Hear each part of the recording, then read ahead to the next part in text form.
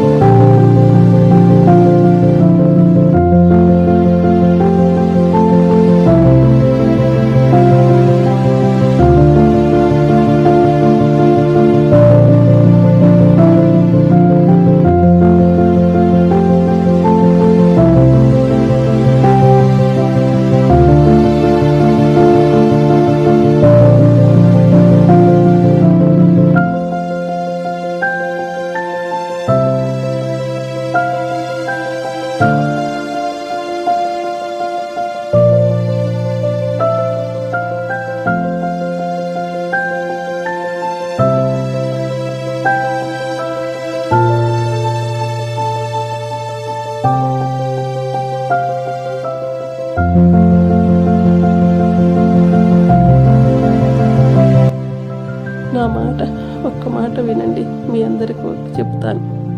Time చాలా విలువైనది. నాలా మీరు బాధపడకూడదని చెబుతున్నా. మీ అందరికీ బాల్యాన్ని మిస్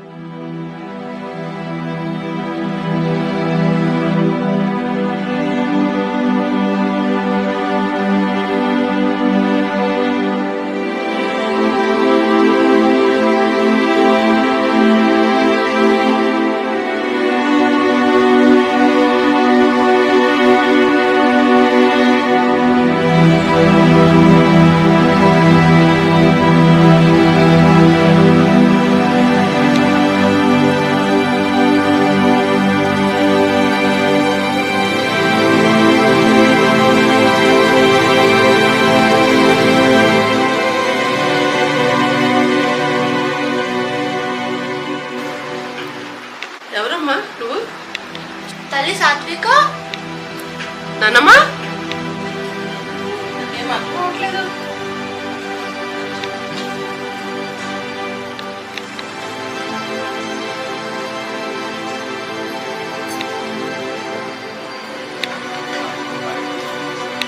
నువ్వు నాలా ఉన్నావేంటి? ఎలా సాధ్యం? నేను అదే అనుకుంటున్నాను. నాలా ఉన్నావేటి అని.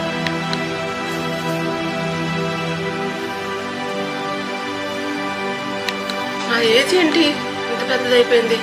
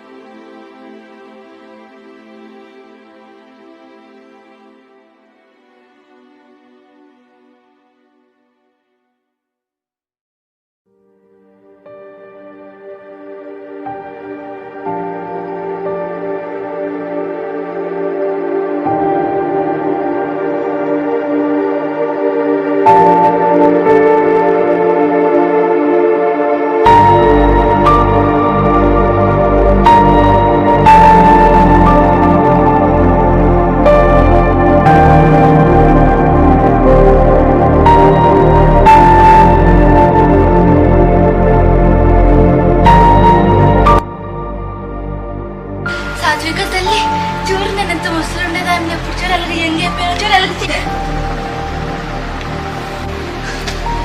ఏమేంటి సాత్విక, ఎందుకు అలాగ డల్గా ఉన్నావు?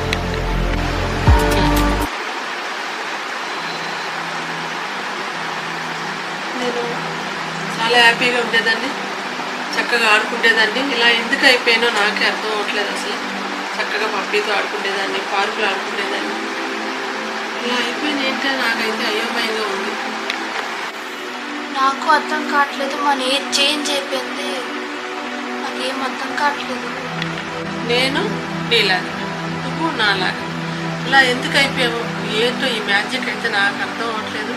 కానీ నువ్వు హ్యాపీగా ఉన్నావు, నేను చాలా బాధపడుతున్నాను. కానీ నాకు ఇదే ఛాన్స్, నేను ముసలు ఉన్నప్పుడు నాకు ఇలా ఛాన్స్ దొరకలేదు, ఇప్పుడే నాకు ఛాన్స్ దొరికింది, నేను సంతోషంగా ఉన్నాను. నువ్వు ఉన్నావు సరే, నేను చిన్నపిల్లని ఇలా అయిపోయాను, ఏం ఎంజాయ్ చేశాను నేను? నా పరిస్థితి ఏంటో నాకైతే అర్థం అవ్వట్లేదు. నేను చాలా బాధపడుతున్నాను. నేను అదే ఆలోచిస్తున్నాను.